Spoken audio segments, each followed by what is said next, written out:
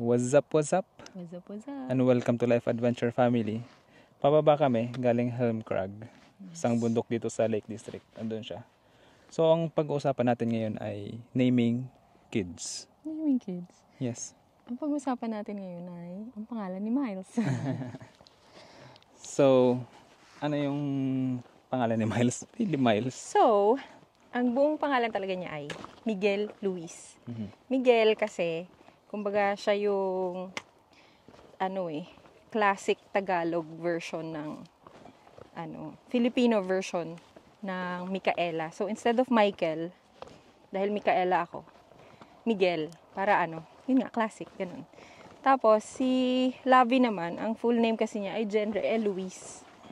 So, doon namin ako yung Luis. And then, kung Miguel Luis siya, bakit siya Miles? Ang nickname niya ay Miles.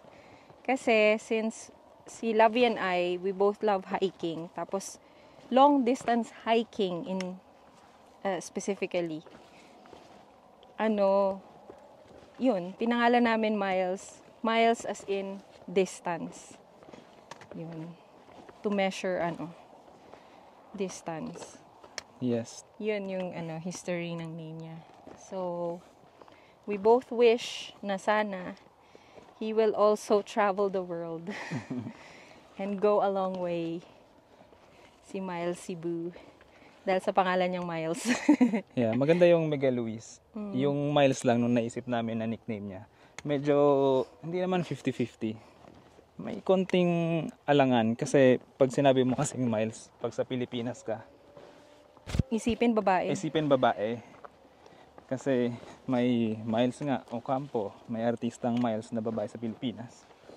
Kaya parang ayun, akala mo babae.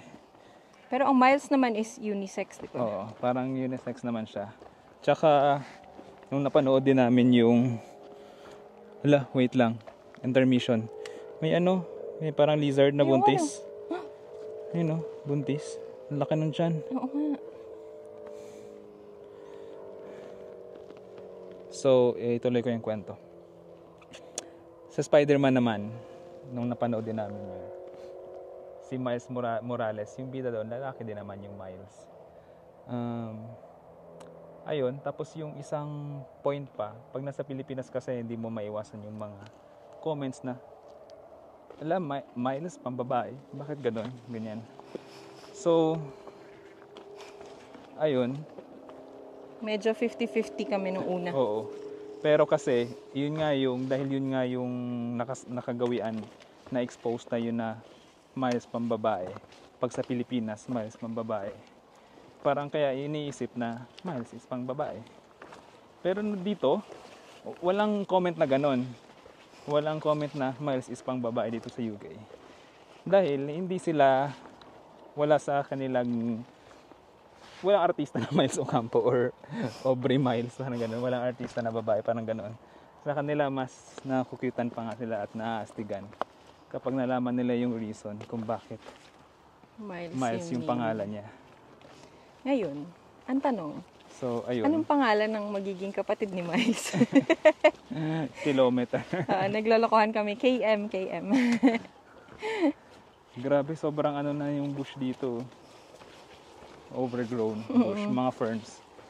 So, kailangan namin mag-tick check mamaya pagdating kasi mahirap na. Tick check tayo. So, ayun. Kaya si Miles ngayon, he's earning miles.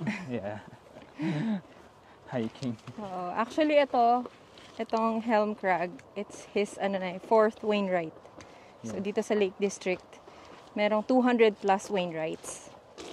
So, si Alfred Wainwright kasi, parang naggawa siya ng parang list nga ng mga bundok dito at hills na magaganda. Na, in his opinion, maganda yung view. So, may 200 plus. Si Miles nakaka-4 na. So, yun. Balik tayo sa naming ng children. Kanya-kanyang decision or gusto naman yan. Bahala na yung parents ko anong gusto nila. kung saan sila masaya. Ayun nga, depende sa hilig. Depende kung sino yung fan. May iba kung mahilig sa ganito, sa banda or sa Singer. singer, doon nila, Artista. or artista, doon nila, basketball player, marami yan. Doon nila i-base. So, Or masama kung doon. ano yung parang uso nung like generation na yon, di ba? Oo. Kanya-kanya namang ano yan. Basta ang importante, yung maalagaan ng maayos. Yung bata, maalagaan ng maayos. Ang importante, gusto ng parents.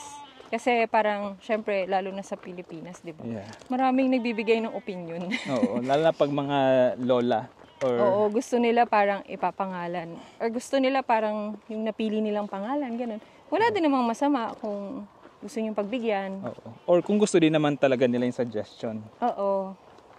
Pero yun lang, parang ano, keep in mind na, syempre, kumbaga, yung bata, yan na yung kalalakihan niya talagang pangalan. Yeah. Yan na yung forever.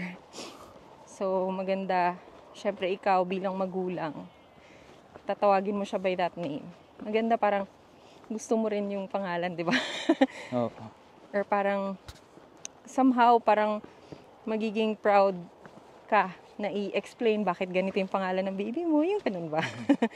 Nakaka-happy lang, ganun. Yeah. Yun lang naman yung point namin.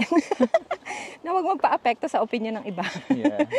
At kung yun Kung di naman, nila type, hindi nila type. Basta kami, type namin. masaya kami. Kung bakit. Oo, yun Yun lang. yung pangalan. You do you.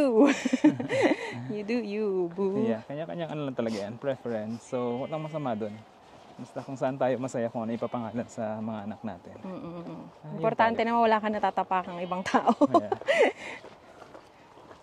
So, ayun, yun lang yung Yun lang. video. Mabilisan Habang lang. ano kami, Bumababa. pababa kami. Thank you for watching. Thank you for watching. Bye. Bye.